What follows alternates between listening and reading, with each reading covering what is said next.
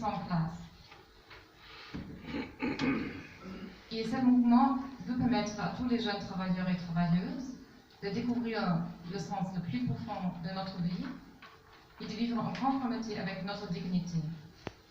Et si nous on parle de dignité, on veut aussi toujours dire la responsabilité. Je vais l'expliquer un peu plus tard.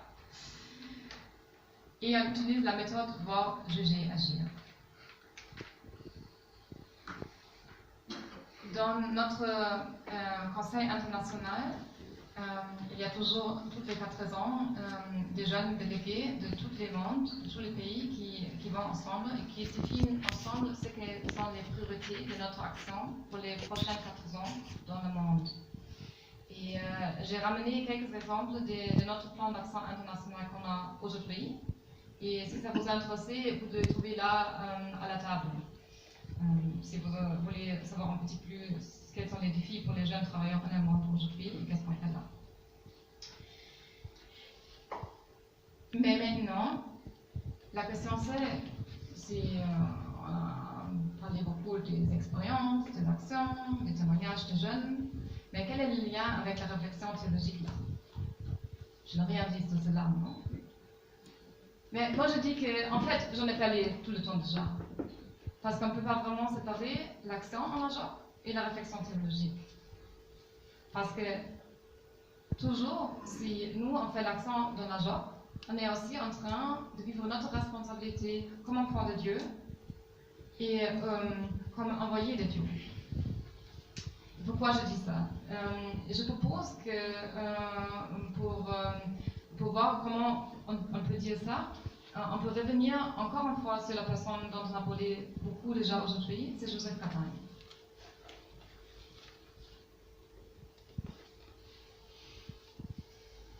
Il a dit que tout être humain est un envoyé de Dieu et a la tâche de réaliser le royaume de Dieu sur terre.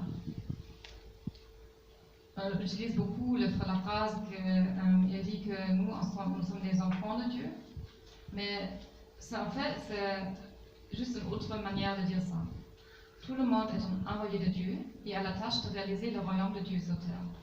Et il ne faut pas oublier qu'à cette époque-là, cette conviction, c'était révolutionnaire. Parce que c'était le laïcisme des laïcs, non? Ce ne sont pas seulement les prêtres qui sont envoyés de Dieu, mais c'est tout le monde. Et ce sont aussi les jeunes travailleurs et travailleuses. Donc, qu'est-ce que ça veut dire? Une question, c'est qu'est-ce que c'est le royaume de Dieu? Parce que ça peut être quelque chose dans le ciel qui est très loin de nous. Ouais. Mais pour Kadim, c'était quelque chose de très concret.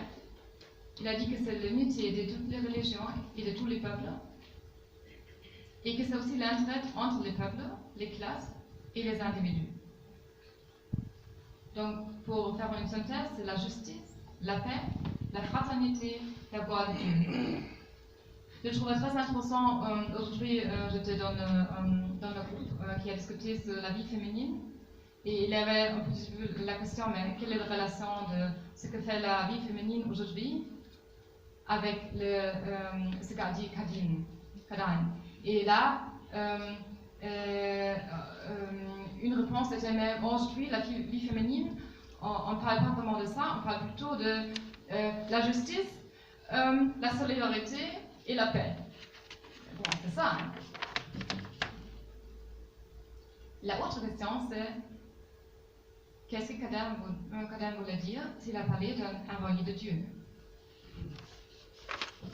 On a bien déjà dit que ces envoyés de Dieu, nous, on a une tâche. Et c'est une tâche très importante. Parce que si nous, on ne le fait pas, Dieu aussi ne peut pas le faire. Kadain a dit, alors si nous, on ne le fait pas, Dieu, il ne peut plus rien. Il est sans pouvoir dans ce moment-là. Donc c'est vraiment une grande responsabilité de faire ça. Et de l'autre côté, si on dit que quelqu'un est un messager de Dieu, un enfant de Dieu, un représentant de Dieu, ça veut dire vraiment que c'est une personne très importante, non? Quelqu'un qui est envoyé de Dieu.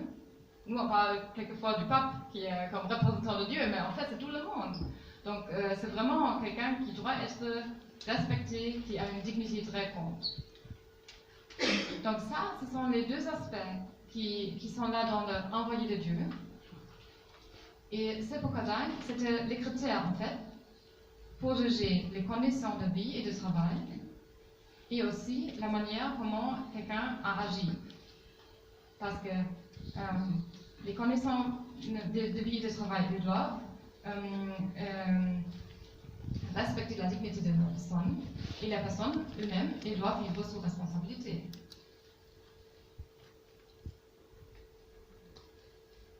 Mais bon, Kadain, il a vu la réalité, non? Il venait d'une famille de travailleurs et de travailleuses, et on en a parlé beaucoup, et on a vu ce film aujourd'hui, ce matin.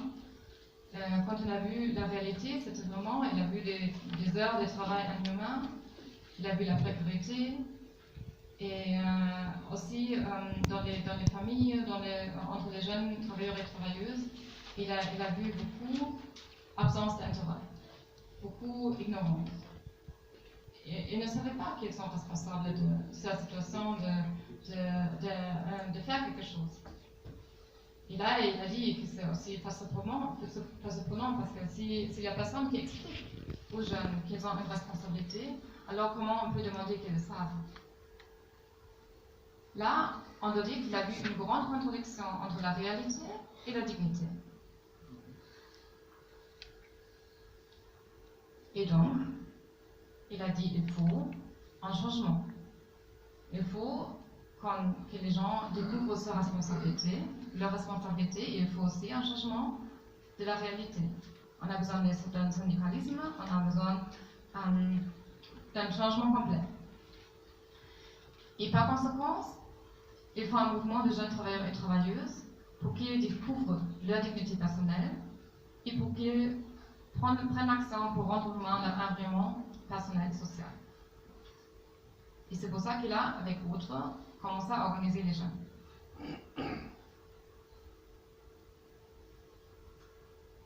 Donc, toute cette histoire-là que j'ai racontée, et on en a parlé déjà aujourd'hui, bon, pourquoi je fais cette histoire-là?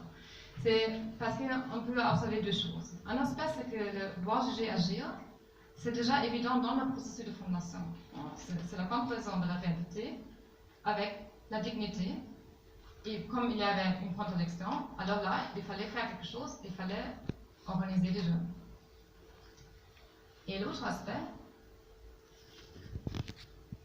c'est que la JOC a été fondée avec la mission de réaliser le ciel sur terre. La justice, la paix, la solidarité. Et si on parle de cette mission, avec Kadain, on parle que là, on est dans les traces de Jésus-Christ et on est en train de réaliser une mission divine. Et on dit ça avec Kadain, mais on dit ça aussi avec Jean-Baptiste Metz, le fondateur de la nouvelle théologie politique en français, théologie politique, et on dit ça avec beaucoup de théologues de libération. Mais ce ne sont pas seulement ces théologues de gauche qui disent ça. C'est aussi même la Bible, où on peut découvrir vraiment la priorité de l'action sur autres aspects. C'est juste pour montrer un exemple là, et je peux quitter Matthieu.